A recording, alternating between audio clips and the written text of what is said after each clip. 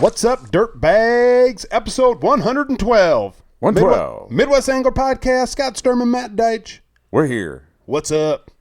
It's warmer. Yeah. Hey, have you seen, I opened her up there and said, what's up, dirtbags? But have you been watching Bassmaster Live at all and seen that on one of the Garmin commercials, they say something about, what's up, you sons of fishes?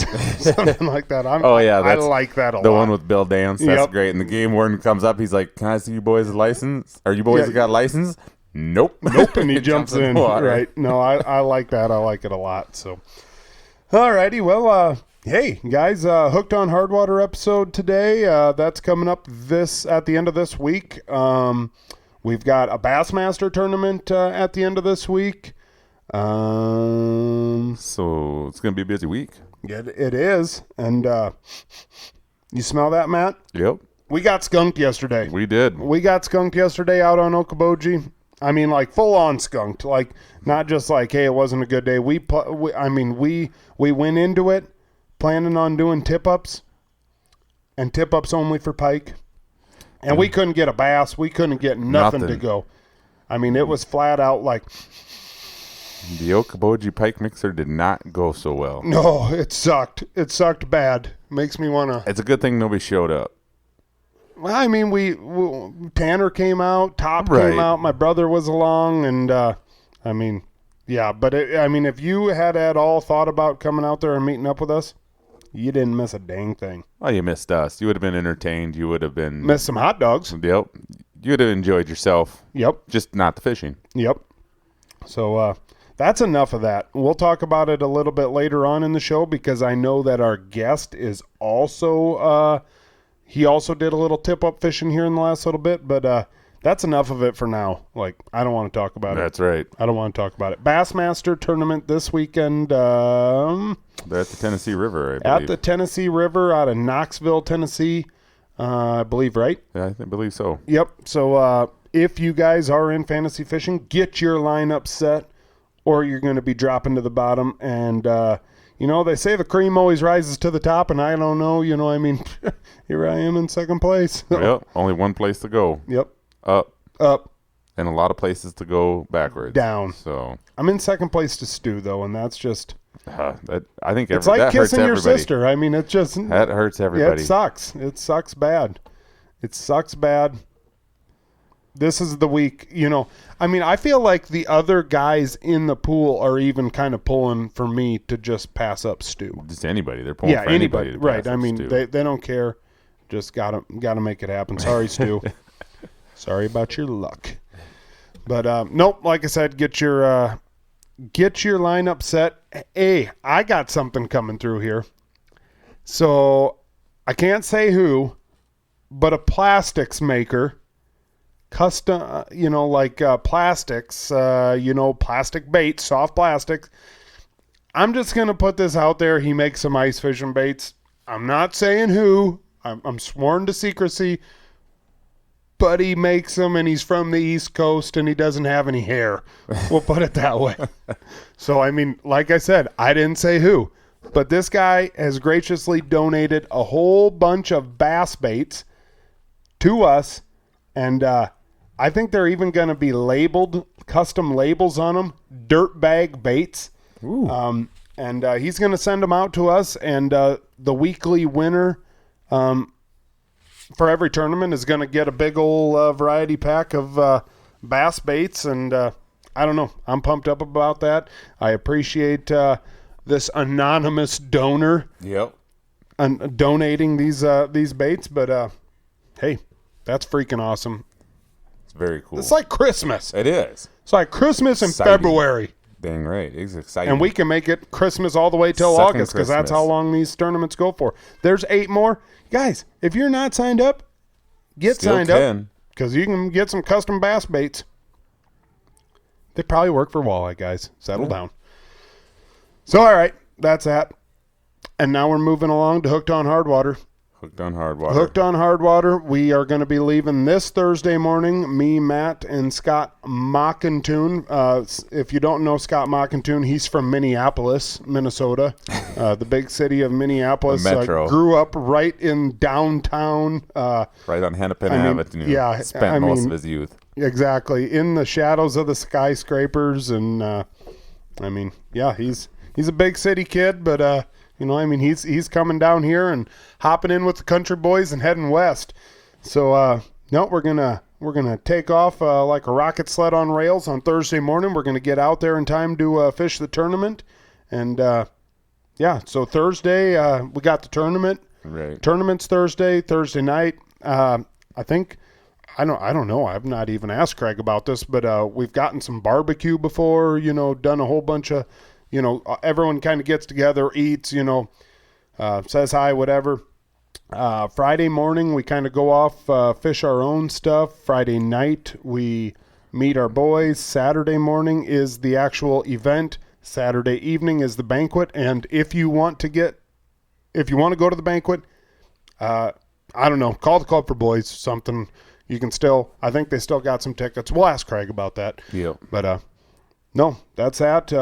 And this will be my third year doing it, Matt's second year doing it. And going into your second year, it feels a little bit better, don't it? A lot better. I mean, you know what to expect. A lot more comfortable. Yep. Know a lot of the guys that are involved with it now, kind of how everything sets up. So, yeah, I mean, definitely the nerves aren't what they were last year. I'm really looking forward to it. I think I can kind of slow down this year and really enjoy it more, since you kind of know what is going on. And I'm really looking forward to it. I know exactly what you're talking about, just the slowing down deal. My first year, it's me and my pickup and a trailer by myself, and I don't know anybody. Like nobody. Like nobody. I had messaged back and forth with Craig just a few times. And here I am. Showing up. Dumb old Scott from freaking Northwest Iowa that doesn't have a clue. But, hey, you fake it till you make it. And look at us now. Look at us now. Holy moly. So, whatever. You got to feel kind of like a seasoned veteran now. I'm not going to sit here and toot my own horn, but, I'm kind of, basically the top dog. Basically. Nope, just still a little pup dog out there in the big world of the big sharks. And it's freaking awesome, though. Everyone who's out there is freaking awesome. Awesome anglers, awesome people. And I don't know, I know it's for the boys, but I feel like I pull more away from it.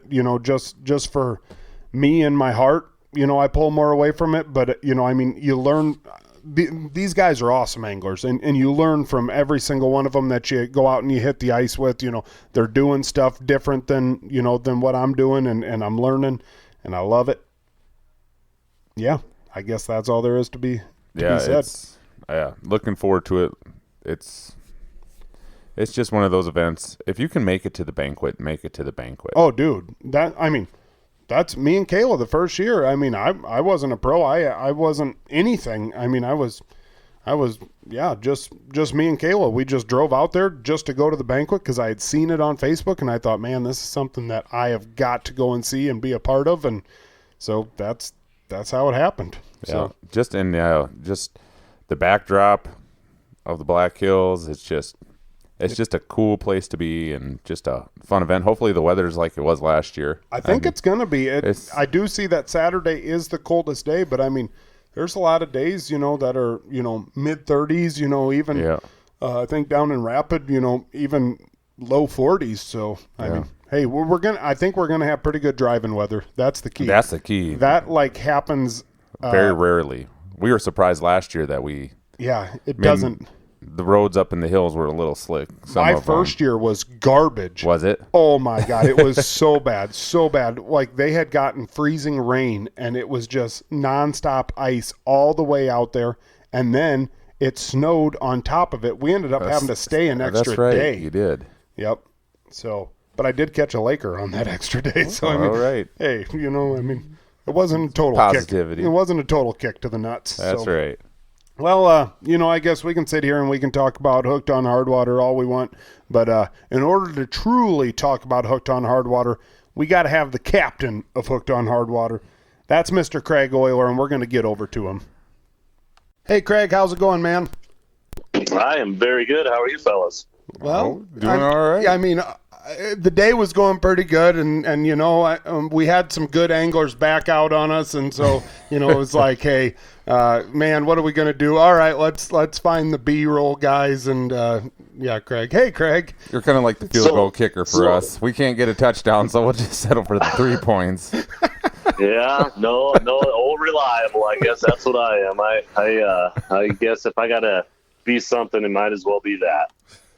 It's better than nothing. At least you're on the field. Hey, sometimes the field goal kicker wins you the big game. So. That's right. There you go.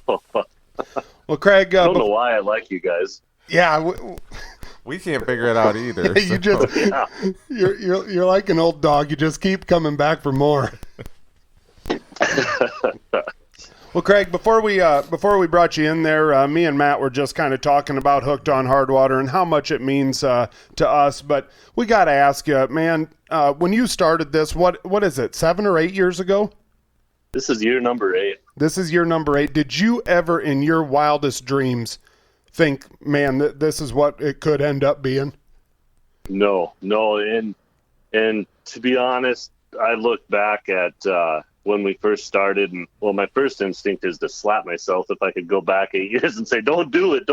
But it's a lot of work, and I'm kidding about that. I mean, it's worth every minute of stress and lost sleep and effort we put into it. But for me, looking back 8 years ago, when I approached the board members of the Rapid City Club for Boys, and I had this idea, and I thought, hey, we could get some kids fishing, bring some pros in the area, maybe do a fundraiser. They just kind of had a general rule that if they're going to put forth a fundraiser and the effort that it takes to do that, they need to raise at least $5,000. And I remember thinking to myself, well, there's no way we could do that. I racked my brain, what can we do to do it? And I knew we wouldn't, but so to cover my butt with it, I said, let's not look at this as a fundraiser. Let's look at it as a program activity to get these boys, because we're involving boys. Most fundraisers don't involve 60, 70 boys. So we can't look at it as a fundraiser. We just take it as a program that raises a little bit of money and hopefully pays for itself and call it good. And they bought that. They bought into it and thought, man, that's a really good idea. Let's just focus on getting the boys the experience, and hopefully with any luck will pay for itself. Well, we ended up making $12,000 that first year, and we thought, holy smokes, we're on to something, and what can we do to grow? And so we set this lofty goal of making $20,000 the next year, and it obviously has evolved. Last year we cracked over $100,000 raised in 1 year, and the cool thing about it is we're not raising money to keep the lights on in the building. We're not raising money to pay the bills for anything other than outdoor activities. And that, you guys are outdoorsmen. Obviously, I'm an avid outdoorsman, and that's the most important thing to me, is making sure our youth knows what there is outside of the Xbox. And I'm guilty of it. I have one in my house, and my son loves playing Fortnite on it, but he also knows that when it's time to shut it off and go outside, we go outside, and he enjoys every minute of that as well. And a lot of these kids down there don't have that opportunity. So to be able to fund outdoor programming through the entire year now, and when I say funded, we're buying bicycles for the kids in the summertime. We're buying archery equipment in the fall, and we're buying all this stuff for these boys so they not only have the interest, they have the tools to be able to go out and do that. And that is so much bigger than I ever imagined. It's not even funny. It's humbling to me. I mean, as I'm talking, I've got goosebumps, and it truly is. I know I overuse the word humbling, but it is. It's humbling that, not only do the pros like you guys sacrifice your time away from work, time away from your family, and there's expense involved, and then you're buying stuff at the auctions.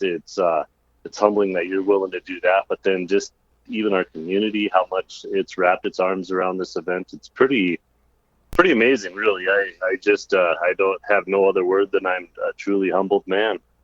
Now, when you first decided that you were going to do this, did you know that the number was going to be 60 and 60? Or, I mean, were you thinking 25 and 25 and you just ended up getting more guys that wanted to be a part of it? Or how did you come up with that number? And how hard was it for you to rack up the guys that you did? So it was another crazy thing. So that first year, what it started was we had a local organization called the Black Hills Anglers, and it was just a fishing club, and they would hold this derby to raise funds for their club activities. And when they decided they were going to cancel this derby because there's too much work, they were actually getting ready to shut down the fishing club altogether. And so I approached them and said, can I take over that derby and make it a fundraiser for the boys club?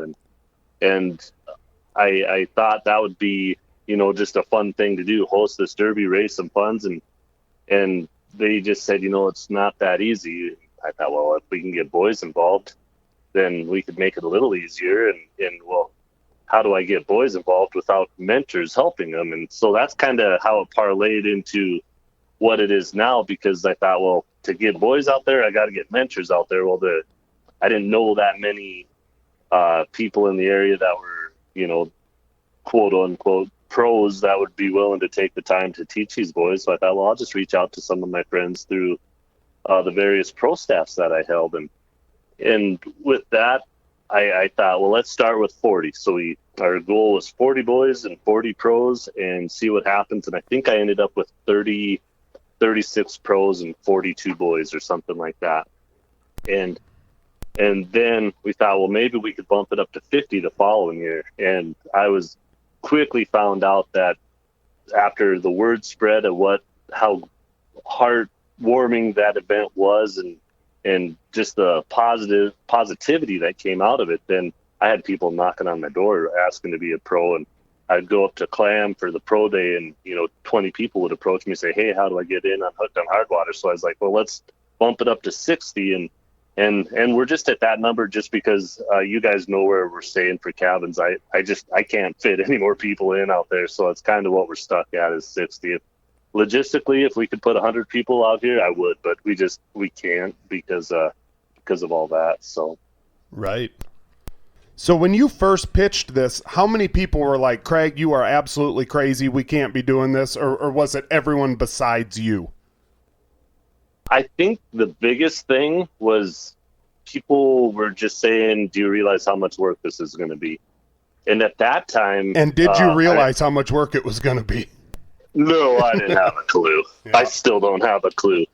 No, that first year, it was me and a gal at the Club for Boys. She's the program director. Her name is Carrie Redmond. Her and I did everything.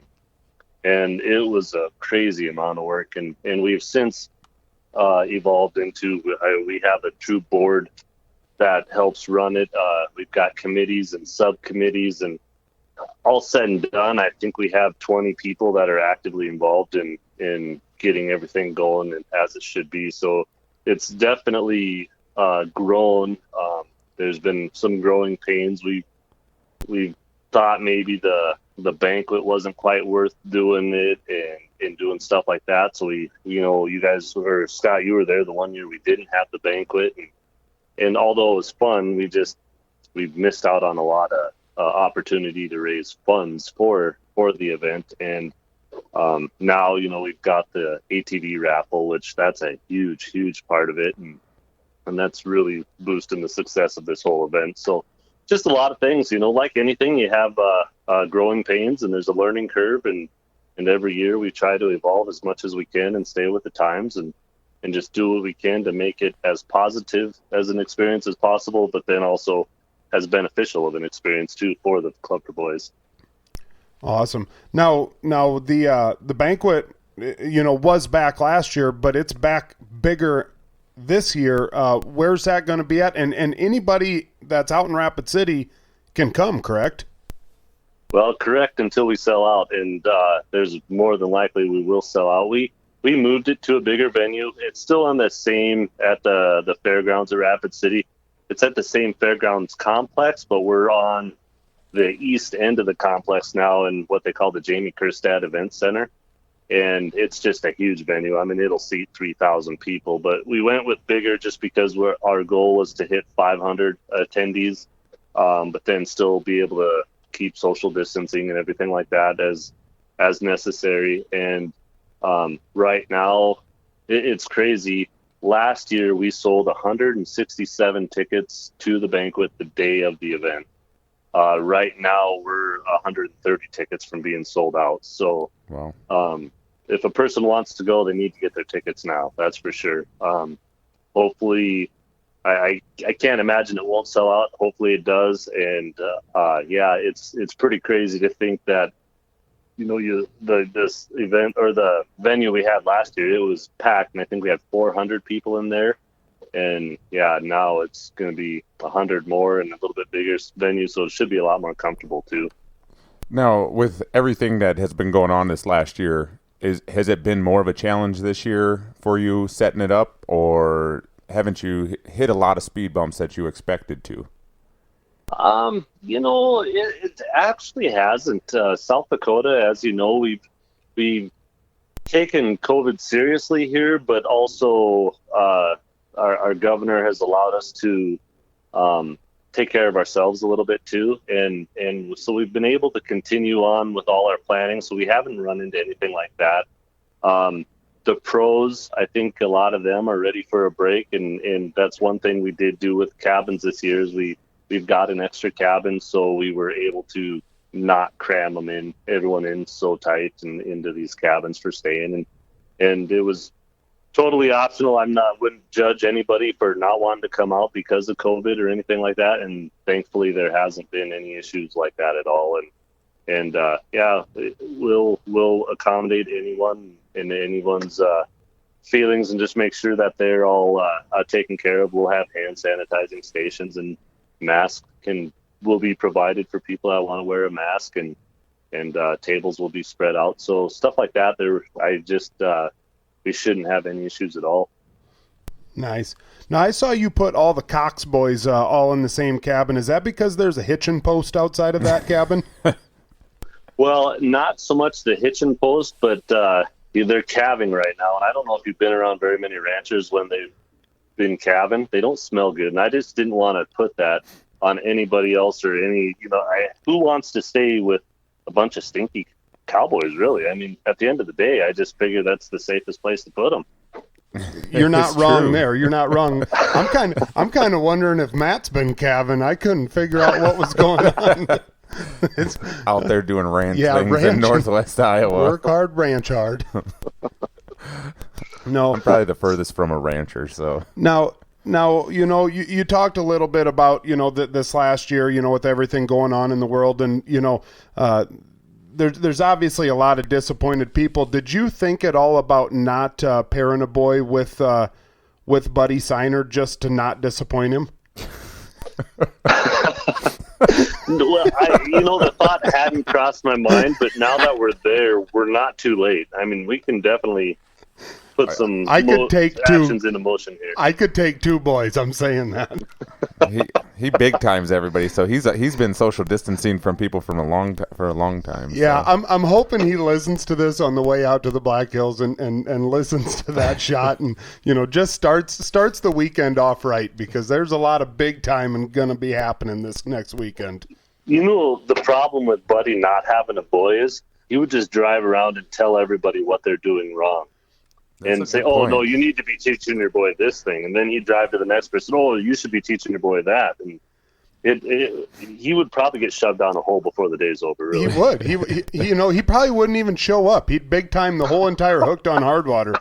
He'd probably find a friend out there, and go and leave all of us, tell us that he's coming, and going to be spending time with us, whatever, and then he just won't show up. That's a Buddy Signer move. He would. He would just go fly fishing and snub us all. Yep, that doesn't surprise me one bit out of him. Yep, he'd show up for that free food though. Yo, you better believe it. You better believe it. Oh, geez. Sorry, buddy. Sorry, not sorry. I'm not. No. Craig, before we're done with Hooked on Hardwater, I shouldn't say done with Hooked on Hardwater, but before we're done discussing Hooked on Hardwater, if is there any way, somebody that might be listening to this, can they still, make a donation? Can they still do anything to help this event out?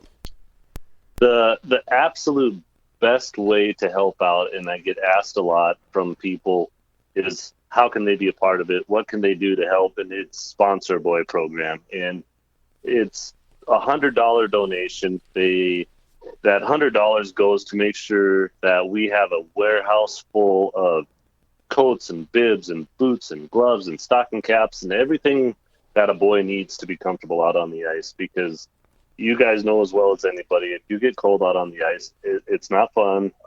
There's nothing fun about it, and there's usually no way to recover from it. Once you're cold, it's hard to warm up again. Oh, yeah. And so we try to make sure that these boys show up on the ice with all the gear they need, because the first year we did it, we had them showing up in T-shirts and sweatpants. Or not T-shirts, but tennis shoes and sweatpants.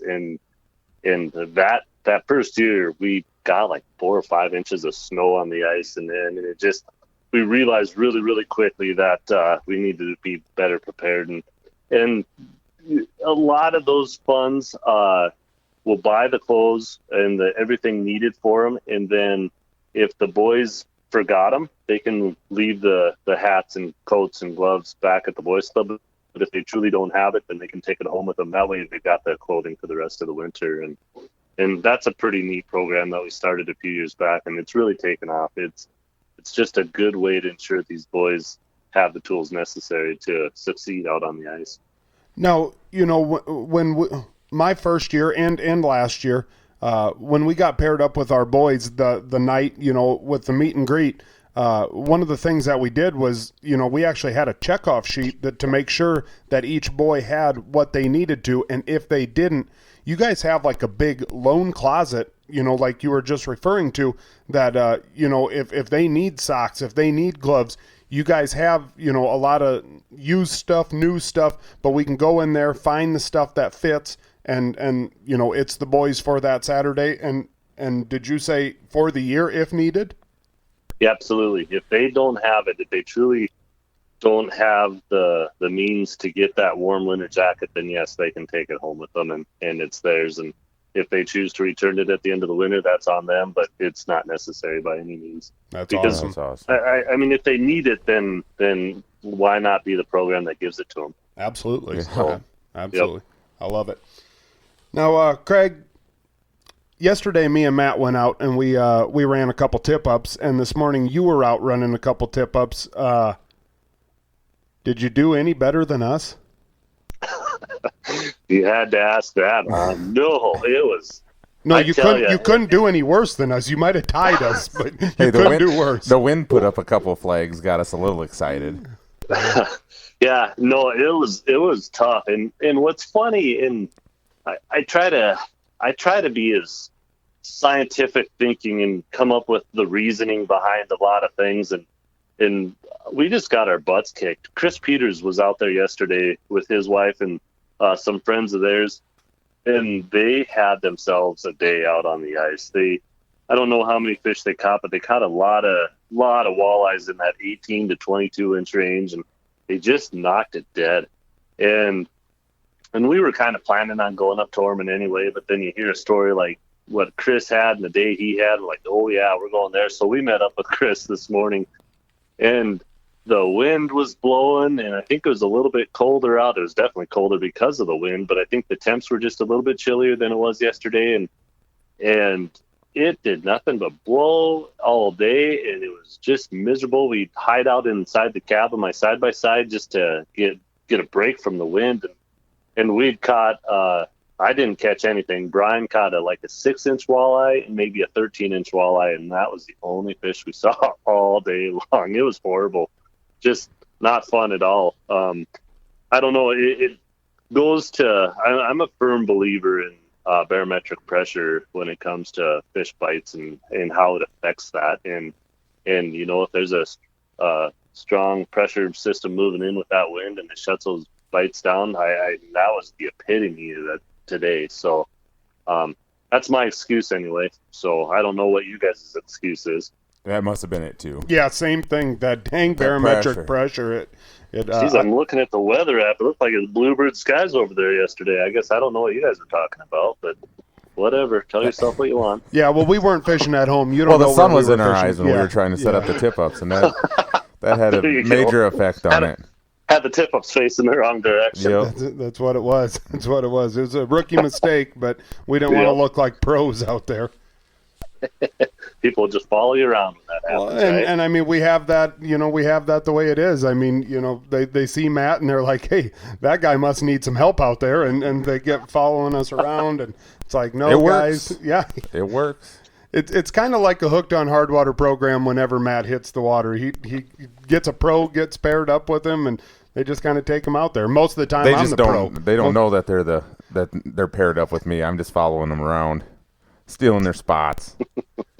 GPS and we didn't get any, like none. We didn't have any luck, and we went and we bought chubs, and I mean we're feeling good, and like I mean I all but you all right, Oiler? What's that? Oh, I thought you fell over. Oh really? Oh no, I was just adjusting my earbud. That's funny. No, we'll do that again. Oh, hey, you can just give us a warning, because I was like, hey, I didn't know if I needed to call 911 for you over there. I thought the mountain lion was coming back to finish the job. That's awesome. Wouldn't that be crazy? No, we had the chubs down, and I'm feeling good. We all but had these pike pickled, and never came around. So they just never got the memo. Did you guys fish for anything else, or were you strictly watching flags the whole day? We kind of resorted to finally drilling a few holes to try to jig for some bluegills, but it was pretty much a northern tip-up fishing expedition. We set up what do we have? About what we could have up, and left a couple options open if we wanted to jig for them, but that's kind of what we did. Did you catch anything jigging? Our buddy Adam caught one bluegill, and Tanner caught a couple. He had a camera down, and I never even put a Vexilar in the hole to. Yeah, I don't know. It wasn't good. Wasn't good at all. But we grilled some dogs and yeah, that was good. Flipped each other some crap. So drank a bunch of Mountain Dew. Well, Brian and I were just talking about it. Even though it was a miserable day out on the ice, it was fun, and we really did enjoy ourselves. But we don't want to do it again tomorrow. That's for sure. Right. Now, were you using traditional tip-ups, or were you using like Arctic Warriors? Arctic Warriors, that's all we run. Okay. I especially for perch and walleyes and crappie. To me, there's no better effective way of fishing for them than the Arctic Warriors. Tip-ups, they're just so cumbersome, and yeah, I don't know. I just so sold on the Arctic Warrior system that's just what I want to do. When you get them partnered up with the seesaw rod, then you get those bait feeder reels. Scott, I think you ended up getting some of the bait feeder reels too, right? I mean, I'm running that exact setup. I'm so confident when I have those in the water that if I get the flags, then we're going to catch those fish. But like I say, we just weren't getting the flags, so it was tough. I got to ask you. So yesterday, it was cold enough here in Northwest Iowa that. It didn't take very long at all, and that hole was going to be froze up. Now, if you would be tending a flag and you'd run out there and you see that hole is very well skimmed over, a decent little sheet of ice on there, do you knock that down first? Or before I pick up the rod? Yeah. Yeah, absolutely. Yep. Okay. Before I even touch the rod, I break the ice around the hole. Or around the line, just to make sure I can reel it up and feel the fish, do whatever I can. But yeah, usually, you just hit it with your hand a little bit, it'll break it apart. Yeah, just bust it open just a smidge. And Yep. Okay. And today it was something that I never really put any thought into. But today the wind was blowing so much that it was filling our hole full of snow, and so then it was just slushed over. Right. And I started cleaning that slush out, but then at the end of the day, the slush was keeping the holes from freezing. And so that was probably the best insulation we could have had, was just that slush. So I ended up leaving it that way. And then they never froze over the rest of the day after that. It would just, if I were to catch a fish, it would have been able to come right up through the slush. But that I never got to test my theory. Right. No, like I said, at the beginning of the year, like one of my main goals this year was to catch a fish on a tip up. And here we are in the middle of February, towards the end of February, and I still haven't done it. And I really thought yesterday was going to be the day. And so, yeah, I don't have any experience with that. And yesterday, as I was pulling those Arctic Warrior up at the end of the day, you know, or when we would move spots, I was like, you know, I didn't know if I should really be disturbing the line, or I don't know. Hey, I'm still a rookie, guys. I'm still a rookie. A lot of times what I'll do, if it's a slow period, I'll leave the Arctic Warrior in the bracket, flag set, everything, and I'll pull my line up just to check the bait and then drop it back down just to get some movement around there. Maybe that'll be enough to attract a fish that was swimming by or something. But you know, I'm not worried about disturbing the line or doing anything like that. I just do what you can to try and draw those fish in. Yep. What are you running for line on yours? My perch and walleye rods, I just run 6 pound fluorocarbon, that frost line from Clam. Yep. Just 6 pound. It seems to do plenty good for everything we throw at them anyway. Now, I saw, you know, a while back I had wrote on Facebook, I was wondering, you know, what line everyone was using. And Dan Hogue said that he uses 6 pound monofilament. And so that's what I ended up going with. And I'm sure, I mean, realistically, the monofilament or the fluorocarbon, I mean, I'm probably about in the same boat. Yeah, I don't think there's a whole lot of difference, really. I just, I buy a lot of the fluoro in bulk, so I've got it. So that's just what I use. You know, I don't think that, like, especially on a setup like that, I don't think it would matter if it was mono or fluoro. I don't really, I'm half tempted just to switch everything back to mono. Fishing with Gens a while back, he said people that fish with fluoro are wasting their money. So I tend to listen to what he says. So maybe I'm just wasting my money on fluorocarbon. That's what I've been thinking this whole time too. I was trying to tell you this whole time, Craig, but you know, it just wasn't listening. I need to start listening to you more. Yeah. Listen to the guy that's never caught a fish on a tip up on how to tip up fish. Everyone knows that. No. Well, you know what? Let's be done talking about skunk tip up trips. I appreciate that. I want to move on from it. Okay, let's move on from this. Let's. We tried. Yeah, we tried. We even moved like 3 times. Yeah. So that sucked. Let's talk a little bit about fishing license costs. Now, I put a deal out on Facebook here the other day for fishing license costs, and I got nearly 1,000 people that wrote back. I put it in a Minnesota page, and I put it in the South Dakota page. And what do you guys, you two, what do you guys feel is a reasonable price for a fishing license? Both resident and non-resident. Yep. Yeah.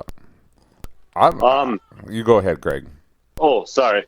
Yeah, for me, I guess maybe we're talking an annual license, right? Yep. I would say $50 resident, $75 non-resident. Okay. I would be able to pay that and not feel guilty about it. I guess for me, I'm a believer that those funds that we're putting forth are going to better our fisheries, and maybe I'm ignorant for feeling that way, but I still put a little trust in the greater good, and I'm hoping that that's what they're doing with our money with that. So I'm all for improving our fisheries when and where they can. So if it's $50 to fish at home and $75 to go to Minnesota and fish, then I would do that. Matt? I guess I'm kind of with that as far as the group that was kind of the 25 and 50. 25 and 50? Just for the fact of, I mean, yeah, us hardcore fishermen are gonna pay it probably a lot of times, no matter what they put it as. But a lot of times you get that, that family that wants to try it. The dad wants to bring out a kid or something, and they're just like, $50 for a resident fishing license. I don't know if I'm going to do that if I'm only going to go out a few times. Where they might be more adept to be like, oh, $25 ain't bad. I'll buy a year license. Or even if you have buddies that are just you're trying to convince to come with you, and you start throwing it out there, it's $50 for a license, and they kind of are a little hesitant, I think, compared to saying like, hey, it's $25 for a license, and obviously all these states, since we're talking about an annual one and not like a 3-day license or something like that, I just feel like doing something like that, you might get more people to be involved with it. And like I said, I really feel like the hardcore fishermen are going to pay it no matter what, if it's $60-$70. And then as far as the out-of-state license goes, just double what the resident annual fee is kind of how I feel about that. I don't think it needs to get astronomical or anything like that. And a lot of people will talk a lot of times and be like, well, look at how much it is for like a deer tag in your state. Well, that's just, you can't compare them. I'm kind of tired of people comparing a fishing license to a deer license, in my opinion. So I agree. So one thing, as you were talking, I just thought of, why should it be more for a non-resident angler?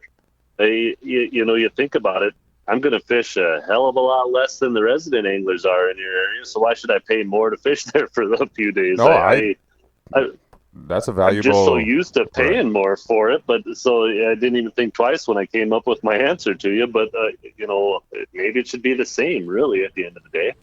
Yeah, we're I'm just going to like... end up spending money on motel rooms and everything else. I'm spending more money in that state anyway, so... Right. And, I guess, you are pretty far on the western side of South Dakota. For us, we are so extreme in northwest Iowa. Like we've said before, we're literally 4 minutes from the Minnesota border and 15 minutes from the South Dakota border. For us to be able to fish 360 degrees around our hometown, we have to buy 3 different fishing licenses, one being our resident and 2 non-residents. And, do we have to? No, we don't have to. I get that. But I do agree there, for those guys that are going to make a trip, 6 days a year, you can't buy a 3-day license. You can't even buy a 1-day license. If it's 6 days, on 4 separate trips, you got to buy a yearly license. And yeah, the guy that lives in South Dakota or Minnesota or Iowa, is going to be doing far less than that, or far more than that. I agree. That's the first thing we've ever agreed on. Well, that's a good point that you brought up. Why does it have to be that more expensive for a non-resident? Maybe a good idea, instead of being double what the resident is, you just take and add what half of the resident license is and just add it to a non-resident or something. I don't know why. That's a good question. That'd be a good question asking me why is it that way? Right. No, and one of the other things that I got back from a lot of people was, I'd pay, triple, I'd pay 5 times, I'd pay, $1,500 for a license if that's what they wanted. And I get that. And I think these people are, they mean it in a good way, that they love fishing and they believe in the cause so much that they'd be willing to pay $1,500. But by you saying that you are willing to pay $1,500, you are making it truly unaffordable to, probably, right, 75, 99% of the people. You know what I mean? Just because you're willing, maybe Elon Musk is willing to pay $20,000 for a fishing license. How do you like that? It doesn't, we got to make it so that every single person can be able to fish. And, I guess I'm probably closer to the people that are like, hey, I don't think we should pay anything. I'm a resident of this state. Who owns these fish? Who owns them? Right. Who does? Nobody. Nobody does. Us as United States citizens do. I don't know. I feel like my birth certificate's my fishing license. Am I wrong? No, I mean in that aspect you are right, but I mean like Craig said a little bit earlier, if the license fees go to pay for like the upkeep of it, for the conservation officers, for the studies, for the DNR and all that stuff, the games, fish, and parks, I mean then yeah, you're willing to pay it, and that's kind of like he said, you're kind of hoping. You got that feeling that you hope that that's where it's all going, and it's going 100% back into. And and that's why I do pay. I mean, obviously I do pay because I don't want to end up in jail, and I want to keep my right to fish. And I mean, I do 100% believe that my money is being spent in the right spot. But I'll guarantee you that those people that say that, oh, we want $1,500 fishing licenses. Well, your fishing license is, $40. Are you throwing $1,460? Right, that's dollars. I mean, you're free to donate that money if you feel so strongly about it. Do it. You think put anyone your money is? Where your mouth is if you're going to run your mouth like that. Craig, what are you thinking? I don't know what I'm thinking. I just it's funny because you really opened a can of worms with that question. I keep going back and forth in my mind, like, what is the right thing? What is the wrong thing? And another, why are the states so different? Iowa's not too expensive for a non-resident to get a annual license in, and then $48. I've got all of them right here. It's $48 in Iowa for a non-resident. What is it for South Dakota? I don't even know. Along with the stamp now, it's $97. Yeah, that's. I mean, I guess the fishing is more than twice as good in South Dakota as it is in Iowa. But the people are twice as dumb, too. Okay, South Dakota people, do not quit listening. We're just doing this because we got a South Dakota guy on. That was a joke. It was a joke. Oh, jeez. No, well, it wasn't a good one. No, we'll quick run down here. I've got them all, here in the upper Midwest. For resident fishing license, South Dakota and Nebraska are the most expensive at $38, and the South Dakota one is with a $10 stamp with that. Minnesota's at $25, Iowa's at $22, and the cheapest is going to be North Dakota at $18. Iowa and North Dakota are the cheapest at $48 for non-residents. Nebraska being expensive again, up at $84. The other ones are at $50, and then there's South Dakota up at $97. One of the things, that I kind of talked about is, say 4 guys here in Northwest Iowa are going to take a fishing trip up to, say we're thinking in the Watertown area. If I can buy a fishing license in North Dakota for $48 and it's basically $100 in South Dakota, we can save $50 by making that trip, $50 a person by making that trip a North Dakota trip versus a South Dakota trip. We could drive to Devil's Lake for that. You know what I mean? Yeah, but then you got to hire a guide when you get there, because have you ever tried fishing Devil's Lake on your own? Hey, yesterday speaks for itself. We don't need no guide. Well, how about Sakakawea? I don't know. I mean, they're how about that mountain or that lake there in the Turtle Mountains? Yeah, no, you're not wrong. That's for sure. It's if you got a group of 6 guys, you can hire a guide for that money. Yeah, yeah. It's funny. Very, very intriguing question, and I don't know where I stand with it yet. I still haven't made my mind. Well, as a South Dakota resident, how do you feel about that added habitat fee deal that they added to your regular license? Well, they made it just cheap enough to where it's not worth making a stink about. At $10, it's like, yeah, well, it sucks, but whatever. And if it had been much more, I'm sure there'd have been a lot more of a stink raised with it. But do you think that they're smarter doing it that way, or just saying a resident license is $38? Because now it's kind of like, well, now you're telling us you're adding a habitat fee to it. Well, where's our, isn't that kind of what our license is basically a big habitat fee that we're paying to upgrade all this stuff now? They had it designated for something different, and I didn't even look into it enough to know exactly what they were designating that for.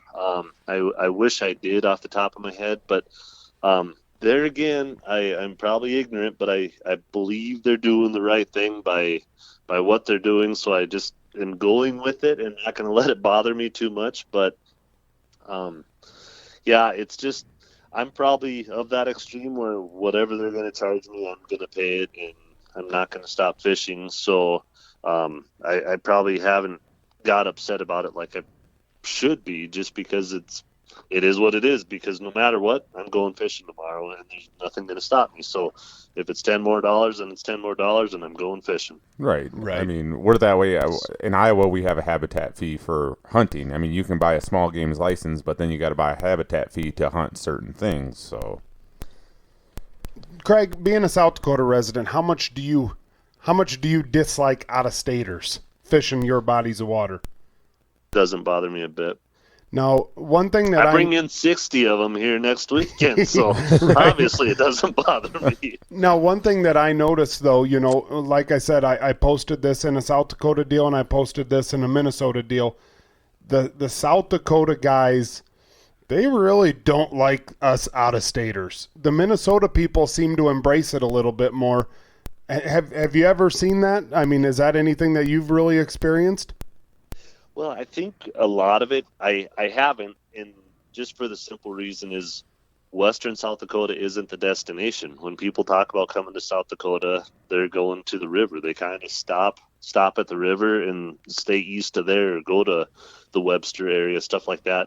And I can understand why people get annoyed with it, especially when you fish those East River lakes. I'm sure you've been up to Thompson or Wabe or something like that when the bite is on, and there's 2,000 people out there, and that can get a little frustrating because there's just nowhere to park, and I think a lot of our the meandered water issues comes from not necessarily out-of-staters, but just overuse of some of these bodies of water, so they get trashed, and I think that's where a lot of that stemmed from, was just these places weren't being taken care of, and it's easy to blame the out-of-staters, so that's where they lay the blame on.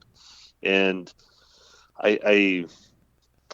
I'm on the fence with all of that as well. I don't think we should be blaming the out-of-staters, but I do think that people fishing their home waters are going to take better care of a place like that, if that makes sense. So I don't know. It's a can of worms that we've been fighting here in South Dakota for several years, especially like that meandered waters thing. That's a big deal, and it continues to be a big deal. So, and even along those lines, I don't know how familiar with that meandered water issue is, but you have this water that is overtaken farm ground, and if it's accessible by a road, then you can go fish it legally. And even though there's a farmer that's paying taxes on the ground that's covered in water, he has no exclusive right to it. And I can definitely see both sides of that, because I have a lot of family that have that ranching background, so their ground they own is their source of income, and when you start losing that and people come in and start trashing it, I can see why they get upset. But at the same token, if it's a fishery that has been stocked and managed by the game fish and parks, it should be accessible to anybody that has a license to do so. Right. That was really I think that whole deal is a bad deal, because the game fish and parks spent, anglers' money, taxpayers' money, license buyers' money to stock these bodies of water. And then, but I feel for the farmers and the ranchers that, are getting their ground trashed. There's guides out there making money on this ground that these guys are still paying for. And there's that sense of liability, there's farm equipment that's in, under the water, there's fence posts and whatnot. Some guy goes flying across there on his snowmobile and hooks a ski on, an old fence post, and who can he go back and potentially sue? A guy that didn't want him out there to begin with. Right. That's a tough deal. That's a really bad deal. It is. I don't know. Hopefully they can get it figured out. I think for the most part they kind of do, don't they? I mean, well, they got to figure it out, I think, as far as like what they got everything, the boundaries and everything marked where you can and can't fish and stuff like that. But it would be nice for them to get something figured out where the farmers aren't paying for that anymore, and it becomes accessible to the general public again. I mean, work some kind of deal out so that, yeah. Because I mean, you can technically go anywhere that you can get on water, correct? No. Not anymore. Not That anymore. used to But be you the could. case. You used to be able you to. used to be able to. If you could access it from a legal right of way, then you could do whatever you wanted as long as you never touched the ground. So Right. if there was, if say on this chunk of ground there was 2 ponds, but you could get to one, but you had to touch. If you had to touch 2 blades of grass to get to the other body of water, then you couldn't access it. But if you could stay on the water, because no one technically owns the water, then you could fish it. Or that was the case anyway. So like you could go hunting on somebody's ground if there's 4 foot of snow, and you never touch the ground because you're on the water. Well, that's a way to look at it, but no, that's not the case. Okay, well, I mean, beggars can't be choosers. You're trying. Hey, legally, no, it's crazy. I don't know. I'm glad I'm not the one that has to sit in court and try to figure that out. I'm not. I don't know. I just hope it doesn't like scare people away from like buying a license for a state and Right. going and fishing there and giving it a try. Right. Because I mean, we're all Absolutely. on the same side here. We don't want anybody trashing any place. It doesn't matter if you're a resident, non-resident. I mean, shame on the people that do go there and mess it up for everybody else, whether they're residents or non-residents. What's the craziest piece of trash you've ever picked up out on the ice, Craig? I don't even know. I don't know. I guess just this winter, my son and I, we come across a pile of crap, and there's beer cans and cigarette containers, but then they had a bunch of those the little mini bottles of liquor. Oh yeah, Oh, yeah. fireballs. I bet. Yeah, I don't know what. There was enough of those that they probably could have bought a big bottle. Exactly. That's right. It just seemed kind of funny to me that they had that. So I don't know if they got a box of freebies from someone or something. But yeah, what's your take on that littering on the ice? I mean, obviously, I know you're against it, but I seen a lot of posts this year of people patting themselves on the back for picking it up, and you think, are they trying to get the recognition, or are they just trying to raise awareness that, hey, knock it off, or where's your stance with that? I think a lot of that. There's a lot of that this year. I think a lot of it is guys just trying to get a little pat on the back online to say, hey, look at toot their own horn. I mean, there's a lot of people out there that just put posts on social media just so they can see how many likes they're going to get and just to make themselves feel better. I mean, a lot of those times it's like, all right, dude, that was like 3 cans and a wrapper. You didn't have to post about it. You could have that's awesome you picked it up, but you didn't have to make a big long post about it. I've said it a lot of times, like a good deed becomes a bad deed when you've got to put it on Facebook to give yourself a pat on the back. I mean, Sure. It's one thing if you take a picture of some other guy that you see picking up something and you don't know him, you take a picture of him and you post it online, like, hey, met this guy at the ramp and he was out there picking up garbage. Like, Right. His name's Dan and he's from up north. Good for Dan. Whatever. That post doesn't bother me. But when you're the one picking it up, when you're the one taking a picture of yourself, and when you're the one that's posting it, I don't know. I think I don't think you're doing it to better the fishery, I guess. Well, I will say I saw something very awesome. It was on I think it was an Ice Fishing Montana page, and a guy had made a post about all this litter he picked up and called them several vulgar words and kind of left it at that and didn't think anything of it. And then about an hour later, he made another post and he called him a lot more names, and he said, hey, by the way, I found your receipt with your name on it. And so then everyone was like piling on, doing their Facebook detective work and finding out who this guy was. And then the guy ended up taking all the trash, all the receipts, everything he found to the game wardens, and they ended up issuing the person a fine for littering on the ice. So that was kind of cool to follow, because it was about a 4-post thing over 3 days, and I'm not very active on that Ice Fishing Montana page, but it was pretty fun to watch that. So I was following all those posts to see if they did end up catching the guy, and they did, and got a fine to him. So that was kind of cool. Yeah. Oh, yeah. One last thing, Craig, before we let you go. Yesterday in the bait shop when we were picking up some chubs, they had a bunch of Girl Scouts in there set up selling cookies. What's your favorite? Samoas. Samoas. I knew where you were getting with that one, but Hey, I'm all about the Samoas. Is that the coconut ones? Yep. Yep. Crazy. No way. Oh, no yeah. way. Really? That's yours, Matt? Oh, yeah. Those some more ones that Topper got yesterday weren't bad. Right, like I said, anytime you put a little chocolate on a graham cracker, I'm game for it. But those Samoas, I'll eat a whole sleeve before you can. I mean, No, it's like watching you eat a hot can't. dog, man. It's like, Dude, so here, Craig, here's this proper hub shack etiquette. I want your take on this. Okay, guy grilling. If you dogs. lie, if you stretch the truth at all on this, I'm going to call you on it. I mean, this is the court of law that we're about to enter right now. Now you have to tell the truth, or I'm going to call you on it. Judge Wapner Have over at here. it. Have at it. So, grilling up some hot dogs.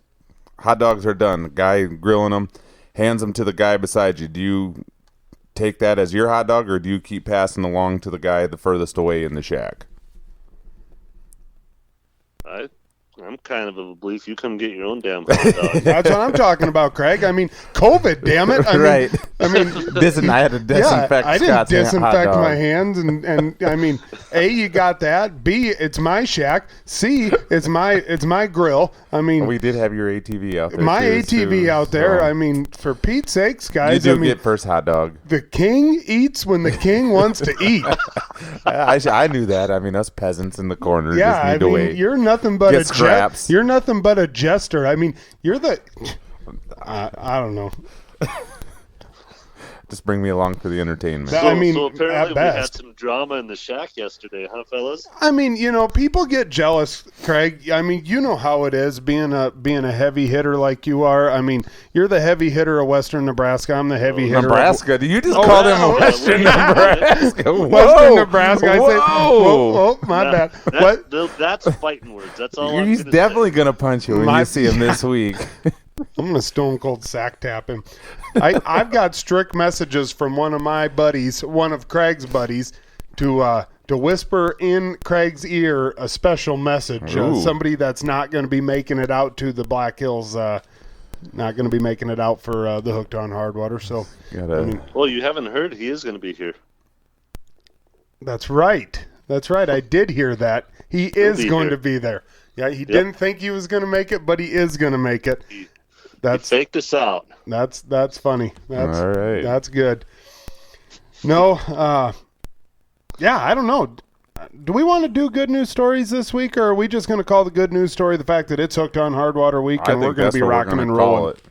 I think that's That was good. going to be my good news story. Can't wait. This is kind of my Christmas, that's for sure. I look forward to everyone coming out. For me, it's still so amazing that I have people willing to take their time, their money, and everything to come out here and to be able to put them all together, and everyone is here for one reason and one reason alone. And another really awesome part for me is the friendships that are made outside of it. Scott, I mean, just meeting the Coxes and it doesn't take long to figure out that they're just a phenomenal group of guys too. But it's just so cool that there's all these friendships outside of Hooked on Hardwater now because of Hooked on Hardwater. I'm pretty proud of that as well, beyond what we do for the boys. So just awesome. Like I say, it's my Christmas. I'm a couple days of work ahead of me, and then beyond that, it's just nothing but good times after that. Absolutely. Well, hey, we look forward to seeing you in about 3 days. That's right. Heck yeah. So, So what day are you guys coming out? You fishing the tournament? Yeah, we're gonna actually Mock and Toon's gonna come down, spend the night at my house Wednesday night over to Thursday, and we're gonna take off early Thursday morning, and we're gonna let the rest of the pros kind of get a little bit of a head start. I mean, that's the only way to really make it fair. And yeah, I mean, I want my name in all capitals on that trophy. Well, we can arrange that, and you tap into that Midwest Angler Podcast bank account, and I can sell you some waypoints for. We're doing 10 panfish, so I really think it's going to be 10 bluegills is what's going to win the tournament. So I feel like you're garholing us right now. I feel like you're garholing us on that. Been right on now. some crappie. Yeah, some good crappie bites.